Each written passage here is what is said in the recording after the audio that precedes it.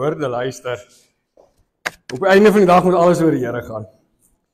En weet julle, ek gaan nou nie vir julle jok nie, ek droom gisteraan te droom en in my droom staan ek hier voor en ek vergeet my woorde en ek kry nie my goed by mekaar nie. Dit is soos daai wat jy weghardloop en jy kry nie gehol nie. En dis seker een van die min kere wat ek nou vanoggend gebid het en gesê, Here, mag hierdie droom nie waar word nie. So, kom ons hoop en vertrou daai droom kan nie waar word nie. Maar ek wil vandag bietjie met ons praat oor invloed.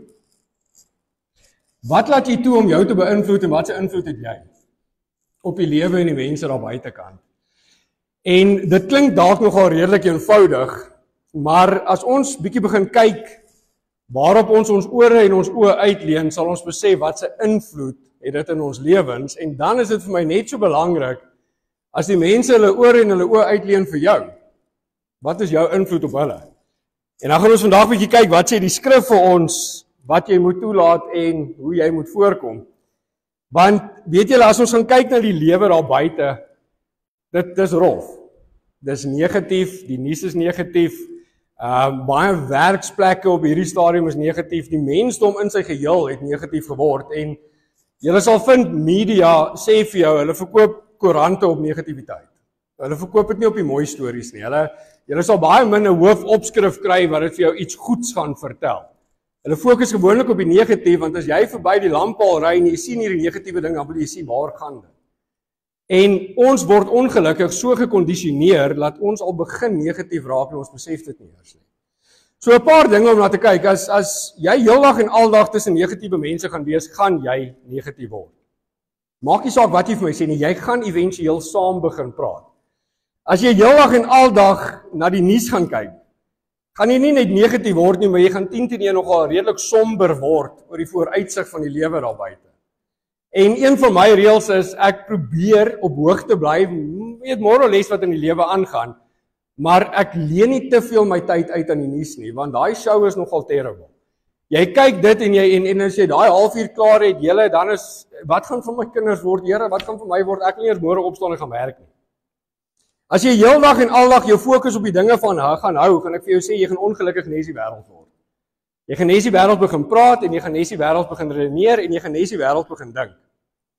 En as jy heeldag en aldag jou fokus gaan sit op dit wat verkeerd gegaan het, of wat huidigelik verkeerd is in jou lewe, gaan jy ongelukkig 'n baie bitter mens word. Ons hou partymal so vas aan daai seer, wat iemand aan my gedoen het, ek kan net nie laat gaan nie. Ek hou partymal so vas in my huidigelike omstandighede, dat ek net nie kan laat gaan en doen wat die woord vir my sê, wat die Here vir jou sê, gee dit oor aan my nie. Weet julle, ek sien partymal mense waar dit vir my voel, dit is amper hulle mens wees, is om vas te hou aan hierdie bitter en aan hierdie negativiteit, want as ek dit nie het nie, dan weet ek nie wie ek is nie. En vandag se woord gaan vir my julle, dat ons kan besef, ons kan vrykom van dit, ons kan vrykom van hierdie wêreld, al is ons in hierdie wêreld. Hierdie dinge wat om ons gebeur, hierdie dinge waaraan ons elke dag blootgestel word, hoef nie te bepaal hoe jy jou lewe gaan leef nie. En ek gaan nou vir julle sê, daar's een eenvoudige voorbeeld, want ons hou soms vas aan goeders wat teenstrydig is met God. Dis goed wat ons geleer is, en ek sien dit veral in kerktradisies. Ek het so groot geword, ek is so getoe, so ek glo dit, ek gee nie om wat wie vir my sê nie, en ek was ook al skuldig aan dit. Maar ek met mense sal stry, en Simon, hy gaan vir julle sê, ek hou nie daarvan om ooit te erken ek's verkeerd nie, soos meeste van ons, maar ons hou partymal so vas aan goed, dan dink ek, die woord van God is duidelik op dit, maar Here, dis wat ek geleer het, dis waarvan ek hou, ek gaan vashou aan dit. Want denominasies leer, ons het julle al agterkom die verskillende denominasies, en hoe teenstrydig is hulle, dan dink ek julle ons mis die punt. Die punt gaan oor God en God alleenlik.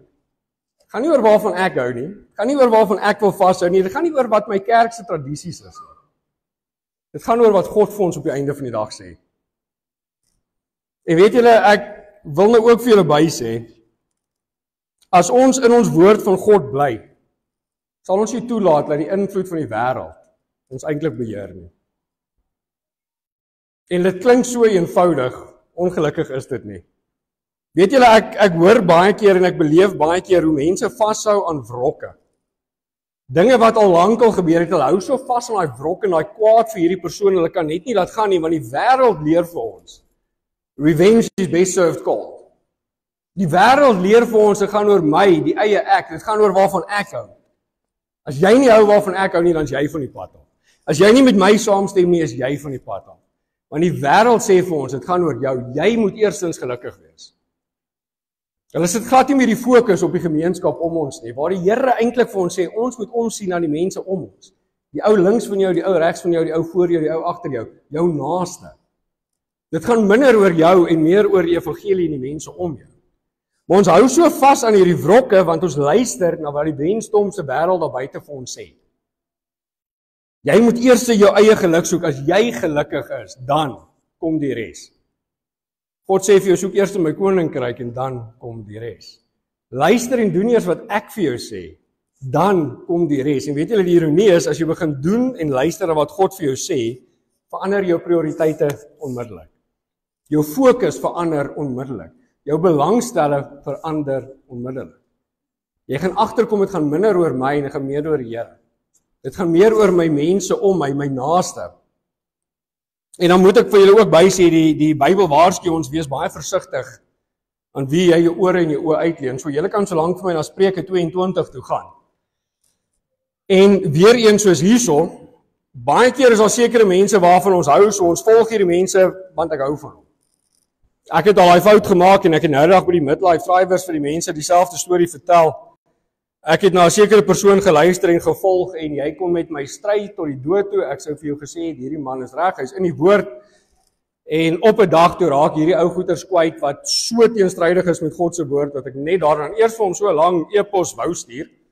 En toe sê ek vir Simon, dit help nie ek beklei nie, want Jakobus leer eendag vir my, as jy met 'n idioot wil beklei, moet jy self 'n idioot word. En ek reken ek gaan dit nie eers doen nie. Ek ignore dit net, maar mark and avoid. As jy uit die woord van God uitgaan, dan gaan ek nie my ore aan jou uitleen nie. Nou Spreuke 22 vers 24 gee vir ons nogal baie goeie advies. Dit sê, verkeer nie met 'n driftige man nie en met 'n opvleende man moet jy nie omgaan nie, sodat jy nie gewend kan raak aan sy paaie en 'n stryk vir jouself span nie. So die Here waarsku ons en sê, wees versigtig na wie jy luister, laat jy nie so na die man luister en nie meer na God luister, dat jy vir jouself 'n stryk span nie. Hy kon dit eintlik nie vir ons meer eenvoudig as dit gesit het. En dan 2 Timoteus 2 vers 22, ook 'n 22, sluit so mooi by dit aan. Waar vir ons sê, maar vlug vir die begeerlikhede van die jonkheid en jaag na geregtigheid, geloof, liefde, vrede, saam met die wat die Here uit 'n rein hart aanroep. En die dwaase en onverstandige strydvrae moet jy afwys, omdat jy weet dat dit twis verwek. En die diensknegt van die Here moet nie twis nie, maar vriendelik wees teenoor almal, bekwaam om te onderrig en een wat kwaad kan verdra. Met ander woorde, wees selektief aan wie jy jou tyd en jou ore uitleen. En nogal 'n stukkie daar wat ek so graag aan wil vashou, sê vir ons, jaag na die geregtigheid, geloof, liefde, vrede, saam met die wat die Here uit 'n rein hart aanroep. Daai is eintlik nogal harde woorde. Want ons hoor iets waarvan ons nie hou nie, en die eerste ding wat jy by die deur uitgooi is die liefde en die vrede. Ek het nie liefde nie, ek het nie vrede nie, want ek stem nie saam met hom nie. En dan sê die Here vir jou net daar 'n bietjie verder aan, en die dwaase en onverstandige strydvrae moet jy afwys. Presies soos Jakobus die dag vir my sê, as jy met 'n idioot wil stry, moet jy 'n idioot word. Die Here sê vir jou, hoekom wil jy besig wees met hierdie goeters as dit nie oor die evangelie van God gaan nie? Dit is die kern waaroor dit gaan. Dit moet altyd eerste oor die Here gaan. Nie my begeerlikhede nie jou begeerlikhede nie, maar wat God se begeerlikhede is. Baie makliker gesê as gedaan. Glo vir my. As jy op 'n punt kom en daar's iets waar jy baie passievol is, iets waarin jy verskriklik vashou, en iemand kom na jou toe met iets anders, is dit verskriklik moeilik om soms met daai liefde en vrede te sê, ek hoor jou, ek luister na jou, ek gaan jou nie in die grond intrap nie. Want hulle sê mos the best form of defense is a good offense, wat beteken as iemand op jou tone trap, beter jy op jou agterpote spring en jy moet fight. En eintlik sê die Here vir jou, weet jy wat, soek eers die liefde en die vrede in dit. Soms moet jy net een tree terug gee en sê, laat ek hoor wat jy vir my wil sê. Kom ek luister mooi wat jy vir my wil sê. Ek wil nie luister om te reageer nie, ek wil eintlik luister om te hoor. Want ons maak daai fout net so baie. Nou ek sê nie vir een oomblik julle ons moet soos kluisenaars begin lewe nie. Ek sê nie jy moet jouself afstomp van die wêreld, toesluit in jou huis en moet asseblief niks doen daar buite nie, want ons lewe nog steeds in die wêreld. Ons is net nie meer deel van hoe die wêreld dinge doen nie, maar as jy 'n passie buitekant die kerk het, julle, dit is oukei. As jy 'n hobby het waarvan jy hou buite die kerk, julle sal my nie glo nie, dis oukei, want hierdie kerk kry jy nie in die hemel nie. As jy jou lewe oorgegee het aan die Here en jy het hom jou saligmaker gemaak en jy dien God, dit kry jy in die hemel. Ons is partymal so gefokus dat hierdie 4 mure is wat my in die hemel kry. As ek nie genoeg hier is nie, gaan ek hel toe.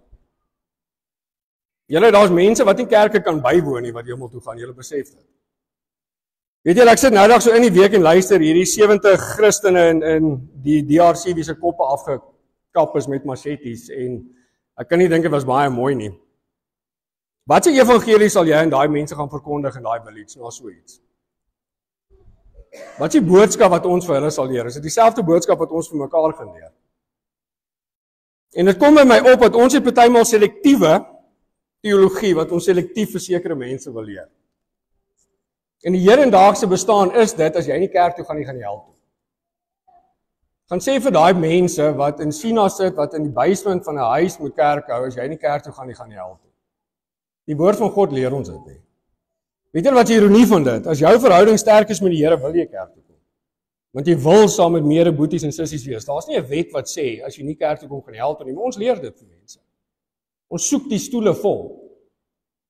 Dit gaan nie oor die stoele wat vol is hier, dit gaan oor die siele wat gered is. So dit is baie belangrik dat ons begin besef, jy mag nog steeds sekere dinge doen buitekant die kerk.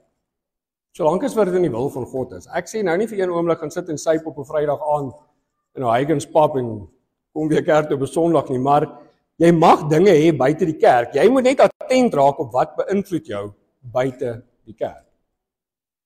Watse mense beïnvloed jou as jy nie hier is nie? Julle weet, daar's 'n rede hoekom die Bybel ons waarsku, die duiwel loop rond soos 'n brullende leeu. Hy is nie veronderstel om hier binne rond te loop onder ons nie.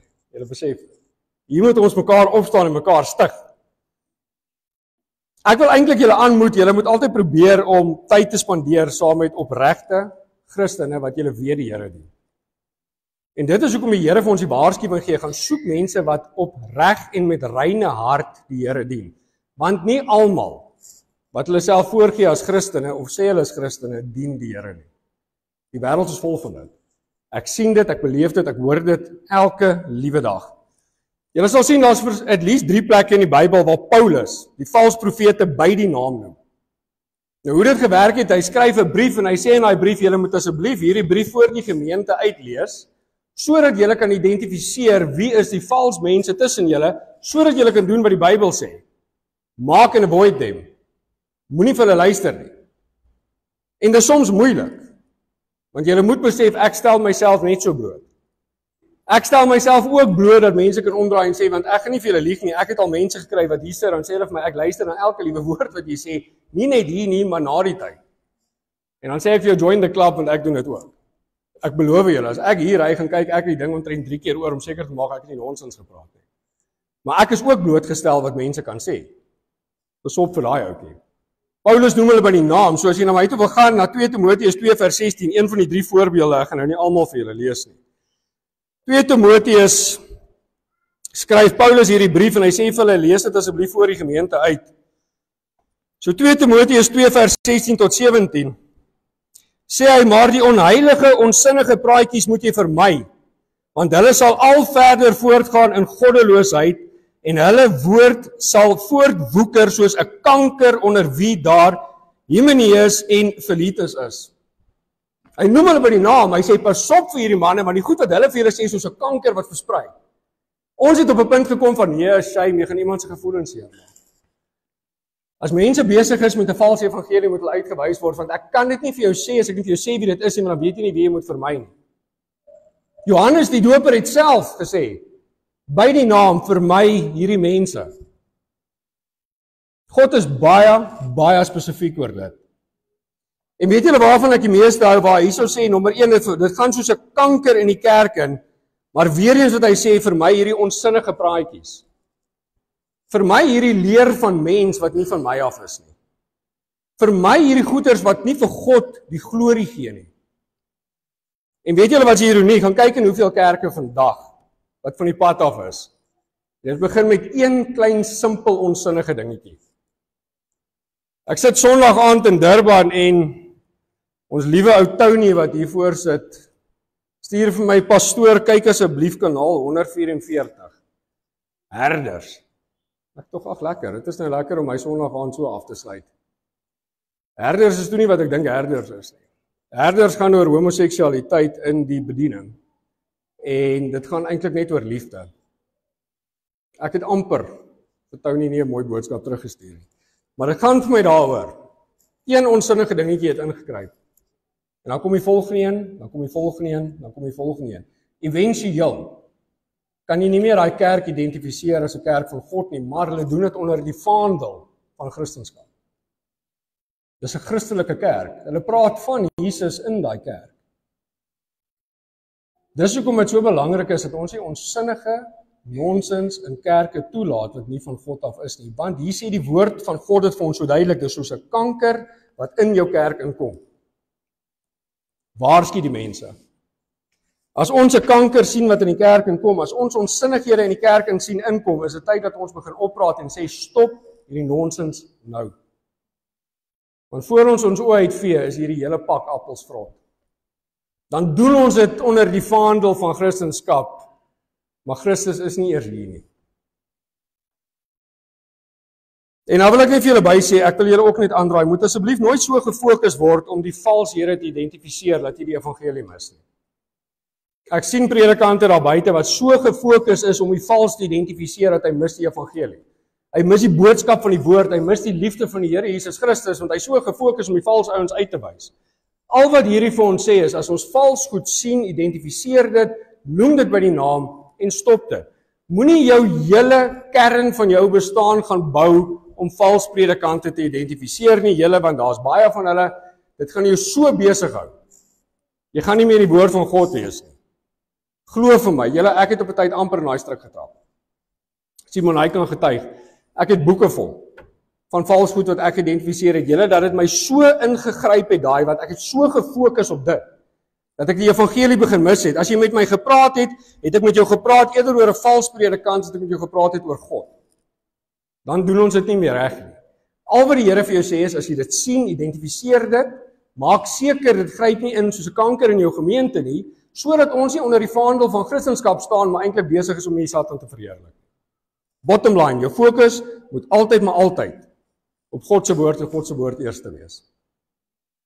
Daar's ongelukkig so baie vals mense daar buite, julle, dat dit sal jou vir dae lank besig hou, believe me.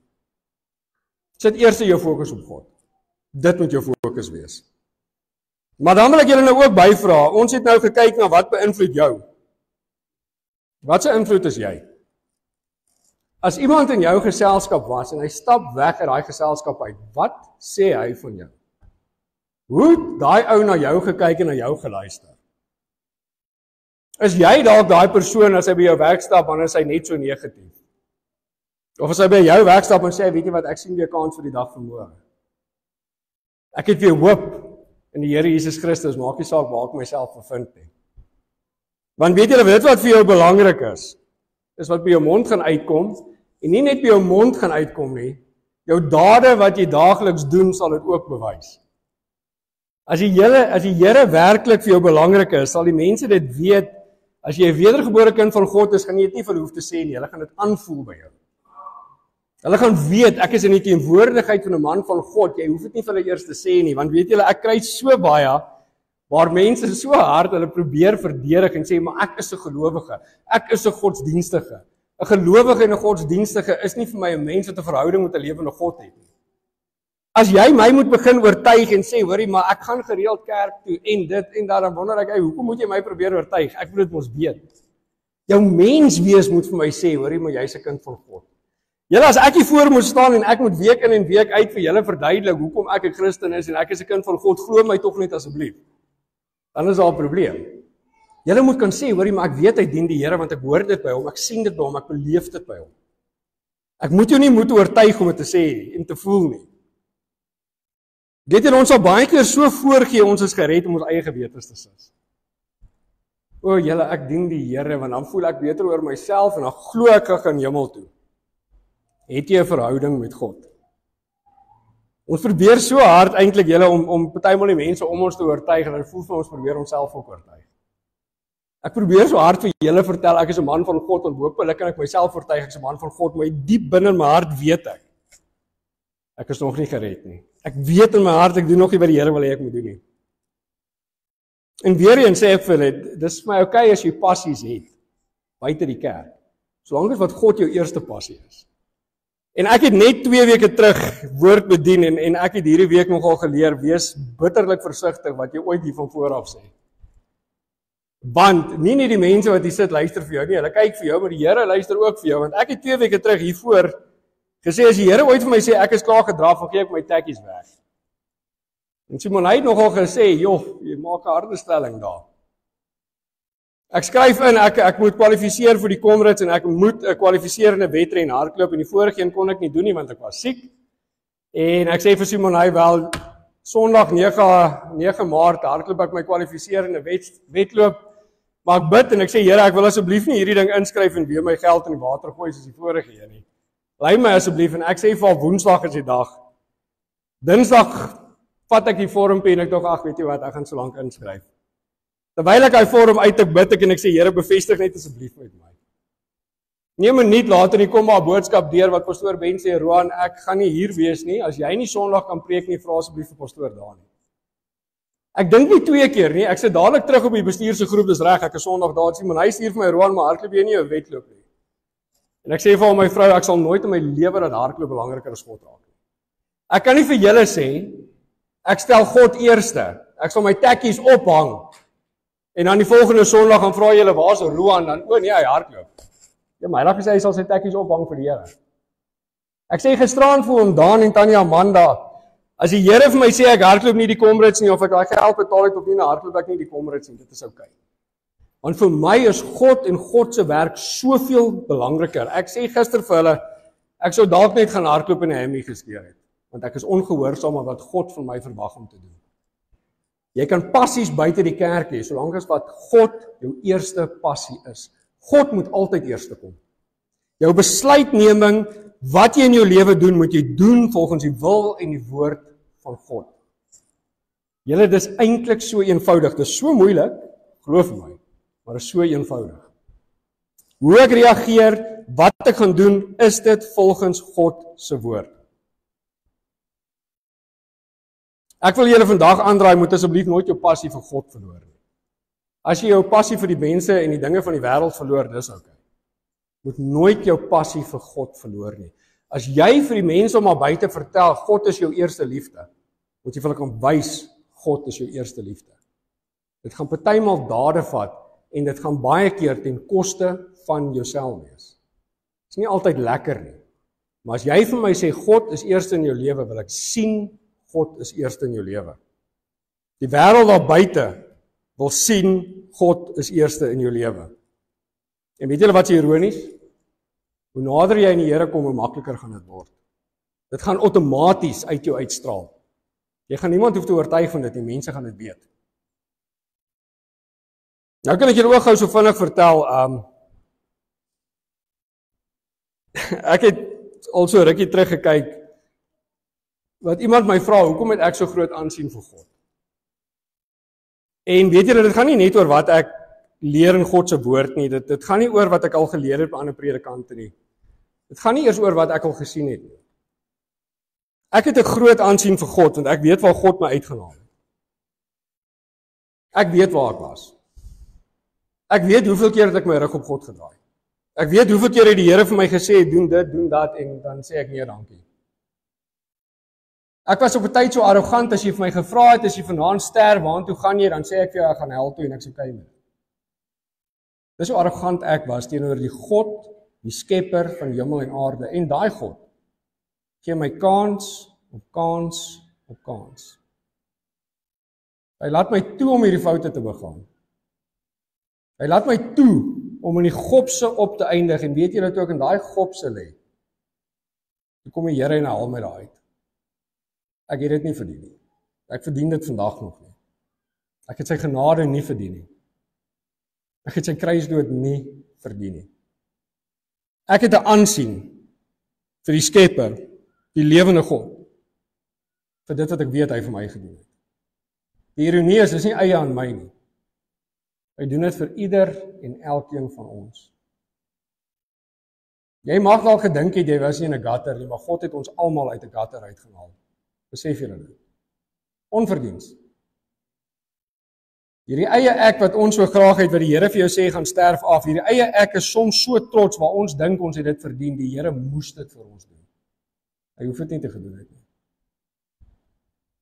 Net vir die feit dat God jou toelaat om hier te sit vandag is genoeg om so groot aansien vir hom te hê. Gaan nie oor die geld wat hy in jou rekening sit nie. Gaan nie oor die gesondheid wat hy vir jou gee nie. Gaan nie oor die huis waarin jy bly nie. Die feit dat die Here jou toelaat om hierdie volgende asemteug wat jy vat te vat, is genoeg. Jy besef is genade van God. Elke asem wat jy nou haal, is genade van God. Dis vir my genoeg. Ek het niks anders nodig nie. Die feit dat die Here my toelaat om nog hier te staan, is genoeg. Maar nou moet ek ook vir julle sê, ongelukkig is daar baie vals Christene daar buite, wat baie keer met hulle eie wêreldse advies kom en sê hulle praat namens God. En Matteus sê, Jesus het eintlik so duidelik, hulle eer hom met hulle lippe, maar hulle harte is so ver van hom af. Dan kry ons hierdie mense wat ons toe kom en hulle sê vir ons, ek praat namens God.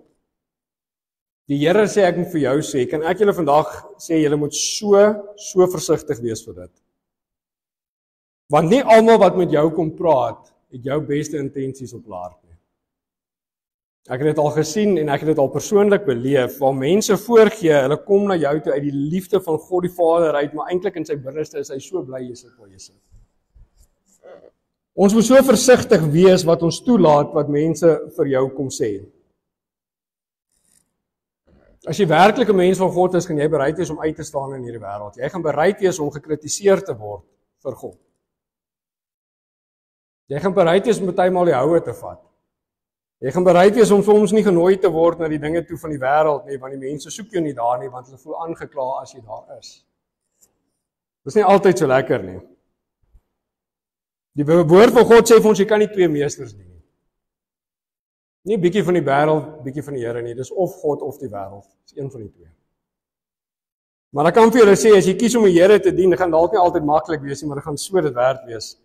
As jy God met jou hart en jou siel gaan dien, sal jy outomaties 'n goeie invloed op die mense wees om jou. Jy gaan dalk as die nerd of die koek gesien word. Jy gaan dalk as die droë een gesien word, maar ek beloof julle die invloed wat jy op die mense gaan hê om jou sal vir ons skatbare waarde wees, of hulle dit erken of nie erken nie. Die dag wat daai ou in die krisis trap, is die dag wat hy na jou toe kom en sê asseblief bid saam met my. Die dag wat daar 'n probleem is die dag wat hulle uitreik na jou toe, want hulle weet jy's 'n mens wat staan by jou woord en jy staan in jou geloof. As ons gou gaan kyk na Johannes 7 vers 14. Sal julle nogal vind, jy sal baie keer kry, dit lyk nou dalk vir jou of jy half uitgeskei word. Maar dan sê die Here vir ons in Johannes 17 vers 14, sorry, ek is by die verkeerde plek. Ek het hom verkeerd gemerk, so ek sal nou vir julle heeltemal verkeerd gelees het. Johannes 17 vers 14 sê, ek het hulle u woord gegee en die wêreld het hulle gehaat omdat hulle nie van die wêreld is nie, net soos ek nie van die wêreld is nie. Ek bid dat u hulle uit die wêreld wegneem nie, maar dat u hulle van die bose bewaar. Hulle is nie van die wêreld nie, net soos ek nie van die wêreld is nie. Heilig hulle in u waarheid. U woord is die waarheid. Ons gaan in die wêreld wees, maar ons gaan anders praat, ons gaan anders reageer en ek waarborg julle vandag, jy sal 'n positiewe invloed op die mense om jou hê.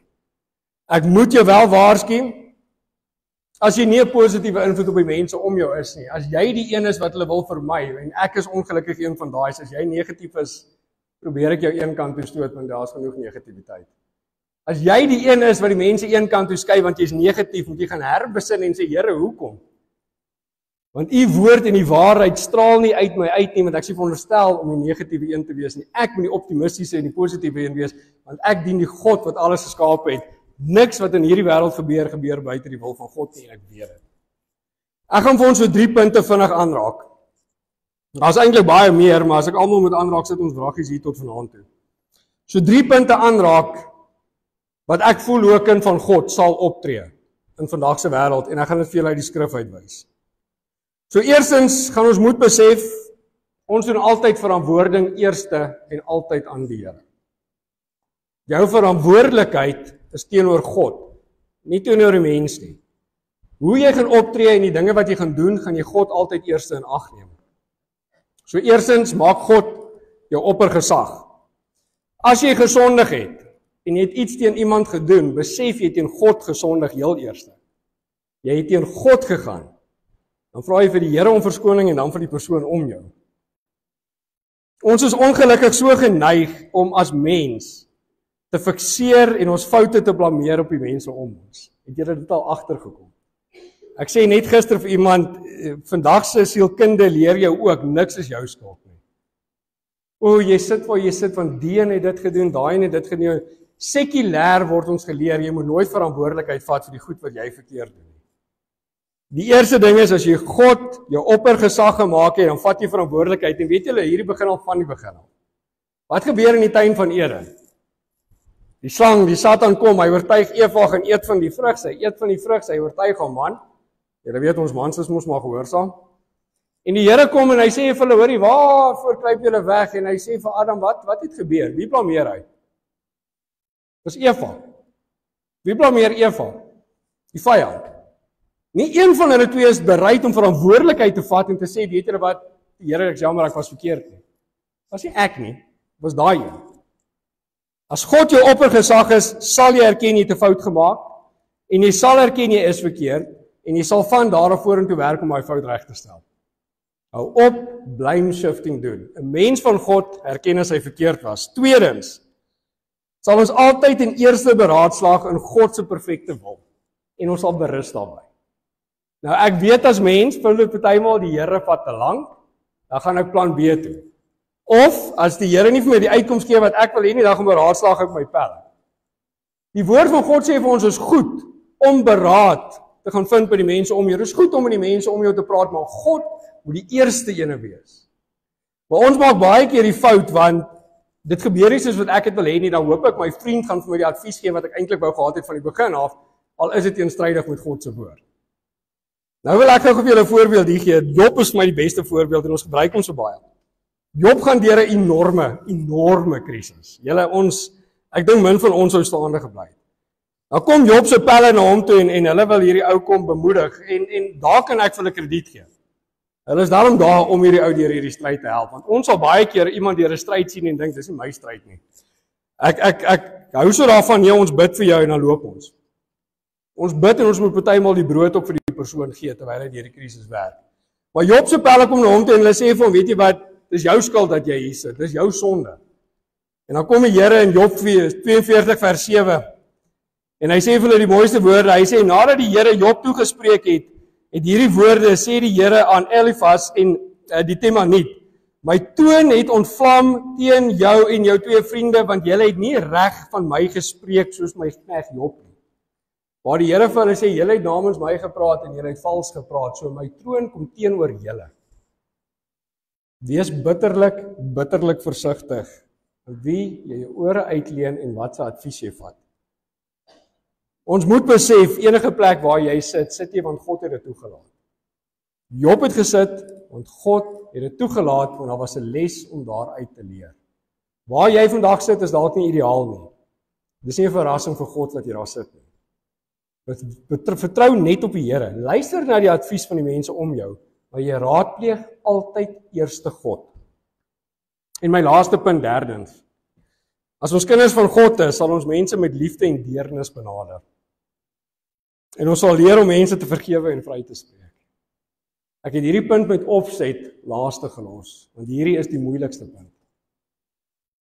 As iemand nie glo soos wat ek wil hê hy moet glo nie, is dit baie moeilik om liefde en deernis teenoor daai persoon te betoon en te sê ek is nog steeds lief vir jou, al stem ons nie saam oor die saak nie.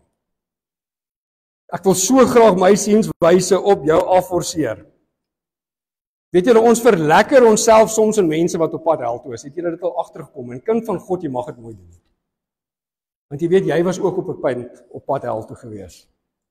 Ons vergeet soms, ons was ook daar. Iemand maak fout, dan verlekker ons self. Lekker, hy wou mos. Sy eie toedoen. En jy vergeet, jy was ook in 'n tyd in rebellie teenoor God gewees. Liefde en deernis. Julle weet, God het nie die hel vir die mens gemaak nie, maar ongelukkig het die mense kies om soontoe te gaan. Dieselfde liefde en genade wat God aan ons betoon het, moet ons aan die mense daar buite betoon. Julle weet, ewen die mense in die wêreld. Dis moeilik. Dis moeilik as mense nie hou van jou nie. Dis moeilik as mense nie hou van jou godsdienst nie. Dis bitterlik moeilik as mense jou uitkry om nog steeds met liefde en deernis teenoor daai persoon te reageer. Julle, ons almal hier gaan nie altyd saamstem nie en ek dank die Here vir dit, want laat ons toe om tyd in sy woord te spandeer. Maar al stem ons nie met mekaar saam nie, hoef ons nie in vyandskap te lewe nie, ons hoef nie mekaar in die grond in te trap nie, ons kan nog steeds lief wees vir mekaar, ons kan nog steeds omgee vir mekaar, en ons kan nog steeds opreg bid vir mekaar. En weet julle, die ironie is, jy bid nie en sê, Here, laat hierdie man seer kry, want hy voel nie soos ek voel nie. Here, leer my dalk as ek moet leer. Wys my dalk as ek verkeerd is, want dit is bitter moeilik. Dit is nie lekker nie. So ons moet regtig begin kyk hoe ons na mekaar kyk hier binne in die gemeente veral. Ons begin by ons eie boeties en sissies. En ek moet ook vir julle sê, die een ding is, ek sal nooit doekies omdraai as op die evangelie kom nie, en God verwag dieselfde van julle. Wees reguit, maar doen dit met liefde en deernis. Wys vir die mense, dis eintlik omdat jy omgee vir hulle. Julle weet, Paulus skryf vir hierdie Korintiërs wat so beklei en stry onder mekaar, want die een volg die en die ander een volg daai, en weer eens, dit kom al van die begin af. Sê hy vir hulle, weet julle wat, ek plant die saad, Apollos gooi dit nat, maar die Here laat dit groei. So al stem ons nie oor alles saam nie, dis okay. Is ons fondasie gegrond in God se woord. My tweede laaste teksvers, Romeine 15 vers 1.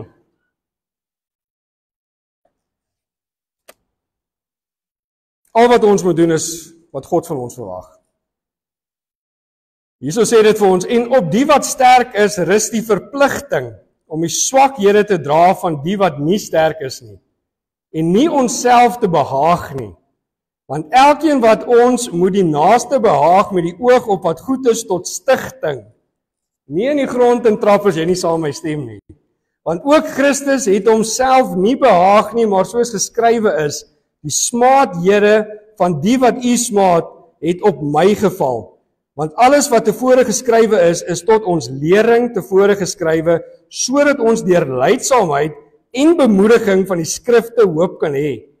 En mag die God van lydsaamheid en bemoediging aan julle gee om eengesind onder mekaar te wees ooreenkomstig die wil van Christus Jesus, sodat julle die God en die Vader van ons Here Jesus Christus eendragtelik uit een mond kan verheerlik. Neem daarom mekaar aan soos Christus ons ook aangeneem het tot die heerlikheid van God. Julle, dit gaan nooit oor ons nie. Dit gaan oor Christus. As ons net doen wat die woord van God vir ons sê, sal ons sienswyse en ons menswees heeltemal anders wees. Ek gaan vir julle sê, dit gaan nooit oor die predikant wat hier voorop staan. Daar's te veel celebrity predikante daar buite wat die aansien soek. Hierdie gaan net oor God en God se woord. Punt, stop, klaar. Ek sluit vir ons af. Ons moet eerstens begin agslaan op wat ons toelaat om ons te beïnvloed en wat se invloed ons op die mense daar buite het. Ons moet leer om op God se perfekte wil te berus. Al is dit nie vir jou gemaklik nie, God se wil is perfek.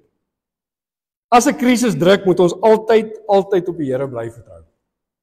Besef hy is in beheer, ongeag hoe jou omstandighede om jou lyk. Dit is waar ons om mekaar staan om mekaar se hande omhoog te hou. Wees altyd versigtig as jy na die wêreld se advies luister. Gaan toets dit eers teen die woord, gaan 'n gebed en vra vir die Here om dit vir jou te bevestig. Julle weet, Judas soen vir Jesus op sy wang voor hy 'n gevangenis geneem word. Daar's baie Judasse in die wêreld.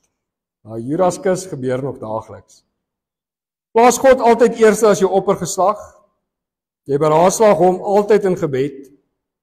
En laat die mensdom maar buite God se liefde en deernis in jou begin beleef. Hou vir die mense sê ek's 'n kind van God, wys vir hulle ek's 'n kind van God. Liefde, liefde, liefde. Besef God weet altyd beter. En niks wat in hierdie wêreld gebeur is vir die Here 'n verrassing nie. Ek sluit vir ons af met Spreuke 16 vers 1 tot 7. Sê vir ons die planne van die hart is van die mens, maar die antwoord van die tong kom van die Here. Al die weë van 'n man is suiwer in sy oë, maar die Here toets die geeste. Laat jou werke aan die Here oor, dan sal jou planne uitgevoer word. Alles het die Here gemaak vir sy doel, ja, ook die goddelose vir die dag van onheil. Elke hoogmoedige van hart is vir die Here 'n gruwel. Sekerlik, hy sal nie ongestraf bly nie. Deur die liefde en trou word die skuld versoen en deur die vrees van die Here wyk 'n mens af van die kwaad. As die Here behaag het in die weë van 'n man, dan laat hy selfs sy vyande met hom vrede hou. Vat net vandag Spreuke 16 vers 1 tot 7. God en God altyd eerste. Sluit asseblief vir die oë. Liewe Here, mag ons vandag besef dat U woord is die waarheid. U wil is perfek. Maak nie saak wat ons wil doen nie, ons kan die plannetjies maak, God, U bepaal of dit uitgevoer sal word. Here, mag ons nooit die genade ligtelik opvat nie en mag ons die mensdom maar buite met liefde en deernis begin hanteer. Here, mag U liefde uit ons uit begin straal. Mag U woorde uit ons uit begin straal. Here, help ons asseblief dat ons nie sal neerkyk op die mense om ons heen nie, die mense om ons sal probeer vertrap nie, maar eerder sal probeer stig in die liefde van God die Vader. Dieselfde liefde en genade wat U aan ons betoon het, kan ons ook aan die mense om ons betoon. Here, help ons om ons boeties en sissies wat swaar kry om ons te help en te stig en te dra in tye waar hulle voel hulle kan nie meer nie, maar help ons ook dat ons die regte advies sal gee volgens U beginsels. En nie soos Job se vriende met die beste intensies kom, maar die verkeerde woorde deurgee nie. Here, help ons om sterk te staan in 'n wêreld wat ons haat, wat ons nie aanvaar nie, wat vir ons vertel hoe verkeerd is ons, wat vir ons vertel ons drome om 'n God te dien wat ons nooit gesien het nie, maar Here, U skepping is genoeg bewys van U. U genade dat ons hier kan sit is genoeg vir ons. Here, mag ons nooit ons passie vir U verloor nie. Maar mag ons menswees op U woord en in U wil begin vestig. Mag ons U altyd eerste plaas in ons oppergesag en as ons eerste liefde. En Here, herinner ons asseblief daagliks wat U vir ons gedoen het. En die voorreg wat ons het, dat ons U kan dien. Sonder dat ons op hierdie stadium bekommerd hoef te wees dat ons koppe afgekap word. Ek bid asseblief vir ons boeties en sissies in die ander lande wat deur hierdie verdrukking gaan. Here, hou hulle asseblief sterk, hou hulle gegrond in die woord en help ons asseblief dat ons hulle ook in gebed sal opdra daagliks. Want ek kan nie dink dit is maklik vir die mense wat daar sit nie. Here, maar dankie vir die liefde en die omgee en dankie vir elke persoon wat sy tyd uitkoop. Mag ons nooit vergeet wie U vir ons is nie. So ek los julle vandag met die genade van die Here Jesus Christus, die liefde van God die Vader en die gemeenskap van sy Heilige Gees bly en sy met elkeen van julle. Dis my gebed in Jesus naam. Amen en amen.